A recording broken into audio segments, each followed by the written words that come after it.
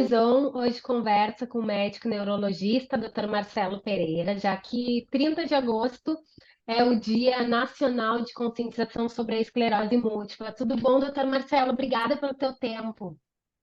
Bom dia, Denise. Obrigado vocês também aí. É sempre um prazer falar com a equipe do Cannabis de Saúde, até pela seriedade de divulgação científica que vocês fazem sobre essa terapêutica, tá bom? Muito obrigada. Doutor, como funcionam os tratamentos com cannabis para esclerose múltipla?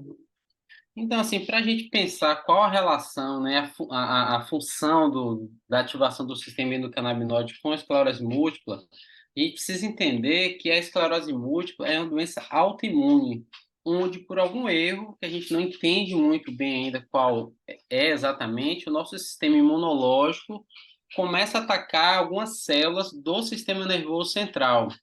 Essas células elas fazem uma espécie de isolamento, de encapamento para que os neurônios funcionem de forma adequada. Então, o que já se entende é como quando esse processo ele começa a acontecer. Então, células do sistema imunológico invadem o sistema nervoso central e começam a causar essas lesões. E aí você tem os que a gente chama de surtos, né? Episódios onde esse evento ele está acontecendo de forma mais intensa, que é onde hoje o tratamento alopático, de uma forma geral, ele consegue atuar de forma bem adequada, fazendo uma imunossupressão.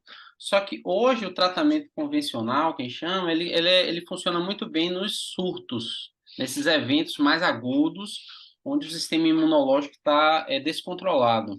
A grande questão que ainda está em aberto é como você consegue fazer uma modulação do seu sistema imunológico para que ele não volte a atacar o nosso sistema nervoso central. Então, essa que talvez seja a grande lacuna que o cannabis medicinal hoje pode tentar atuar, como No se fosse tratamento contínuo seria, tipo, no dia a dia das pessoas. isso, mais no tratamento contínuo, no dia a dia, como você falou, mas tentando atuar para que a pessoa não entre em um surto imunológico. Então, esse seria, assim, o racional, e hoje a gente já tem alguns estudos em andamento exatamente nesse sentido, entendeu, Denise? Sim.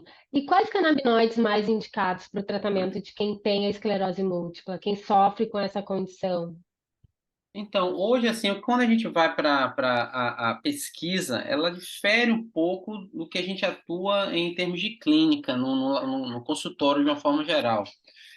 Quando a gente vai ler os artigos que falam sobre isso, eles usam basicamente CBD isolado e THC isolado. Então, tem alguns compostos, muitos deles sintéticos, onde eles fazem a combinação desses dois canabinoides e tratam e fazem as pesquisas dessa forma mais isolada.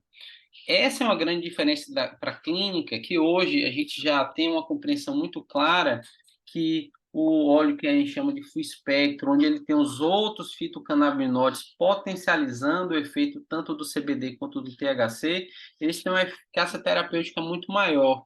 Então, qual a interpretação que eu tenho? Quando você tem um estudo utilizando CBD isolado, no meu racional, quando você vai usar um óleo full spectrum, com todos os outros fitocannabinoides, ele vai ter um efeito muito mais intenso. Mas, sem dúvida, a grande molécula, a grande substância terapêutica é o canabidiol. Então, é o CBD, de preferência, sempre vindo com esses múltiplos fitocannabinoides. Então, acho que na clínica, no dia a dia, no consultório, é assim que eu faço, e eu acho que esse aqui é o principal racional, tá? Perfeito. Doutor, e como acontece o diagnóstico da esclerose múltipla? Então, muitas vezes o diagnóstico surge depois do primeiro evento, né? O primeiro evento ele se demonstra através de alguma alteração neurológica aguda, quer seja uma fraqueza em algum membro, uma parestesia, que é uma alteração da sensibilidade. Algo que é muito comum são alterações na visão, então o nervo óptico ele é um nervo muito vulnerável durante a esclerose, durante o surto de esclerose múltipla. Então, normalmente o primeiro evento ele vem com sintoma neurológico subagudo, que começa em 3, 4 dias. Muitas vezes eles vêm e acaba tendo uma melhora gradual, Depois desse evento, você acaba nessa investigação, tem alguns exames de sangue e de líquor, que é o líquido da coluna, exame de ressonância magnética. Então, associando a história clínica a essa história, a exames laboratoriais e de imagem, essa composição você acaba chegando num diagnóstico de probabilidade, de certeza, e aí segue esses acompanhamentos. Ótimo. Doutor, bom, hoje é o Dia Nacional de Conscientização sobre a Esclerose Múltipla. A gente já falou sobre os tratamentos com canabinoides, quais canabinoides e o diagnóstico. O doutor tem uma vasta experiência como médico neurocirurgião, residência na USP, fellow em neurociências pela Universidade da Califórnia. Com toda essa bagagem, com toda essa experiência, tanto de estudos científicos e também casado com a área clínica, né, doutor? Eu gostaria de saber a tua visão, para o potencial dos tratamentos com cannabis, especificamente sobre a esclerose múltipla. Pô, essa é uma excelente pergunta, tá, Lente? Porque ainda, na minha percepção, a grande dificuldade de você ter uma maior penetração, utilização da medicina canabinoide em muitas doenças neurológicas é falta de informação. Então, como é que está hoje o entendimento, digamos, científico, que essa que é a linguagem que a gente tem que falar dentro do meio médico, entre a medicina canabinoide, canabidiol e a esclerose múltipla? O que a gente já tem em mãos são estudos, principalmente com ratos. Eles têm alguns ratos de laboratório, onde eles fazem mudanças genéticas e tem uma expressão de é como se fosse você conseguisse induzir uma esclerose múltipla em ratos. Então, você tem ratos que são mutados geneticamente, então eles se expressam com esclerose múltipla. E daí você vai fazer os tratamentos com os medicamentos que são mais relevantes. Então, hoje já tem ensaios clínicos com ratos, com esclerose múltipla, a utilização do canabidiol. O que se observa? A raiz do problema da esclerose múltipla é a invasão de células imunológicas no sistema nervoso central. Então, você tem uma inflamação, você tem morte dessas células, que a gente chama de oligodendrócitos, induzido por esse sistema imune, e um processo inflamatório que leva à morte de neurônios e do dano cerebral relacionado à esclerose múltipla. Então, o que se observou foi que esses ratos modificados geneticamente, eles tinham uma menor expressão desse processo inflamatório, menor migração de células imunes para o sistema nervoso central, menor morbidade e mortalidade, ou seja, são doenças que seguiam o curso de forma mais branda, mais amena. Então, em ratos, a gente já tem uma vasta literatura que comprova isso. Então, depois que você sai do laboratório, você tem que ir para os ensaios clínicos propriamente ditos. Hoje, atualmente, não existe ainda nenhum ensaio clínico que tenha observado diretamente esse efeito. Então, o que se observa são outros efeitos neurológicos do canabidiol na esclerose múltipla. Por exemplo, isso já está estabelecido com estudos em humanos, a melhora da espasticidade. O que é espasticidade? São contrações musculares intensas, involuntárias, às vezes uma alteração na própria contratura da bexiga, tendo uma bexiga hiperativa.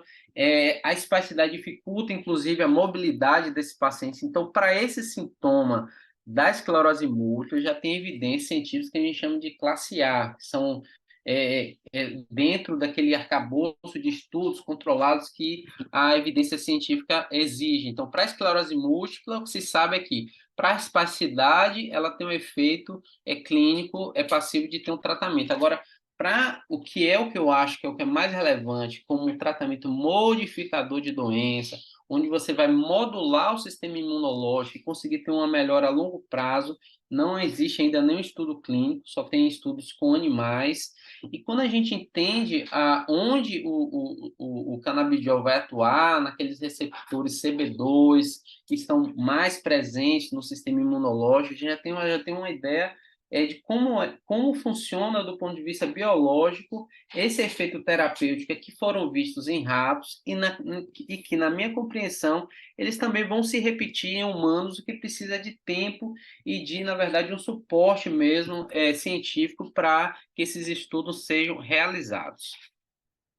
Sim, mas de qualquer maneira, os pacientes já podem começar o tratamento para sentir esses efeitos positivos dos canabinoides, né, doutor? Já existe certa segurança, né?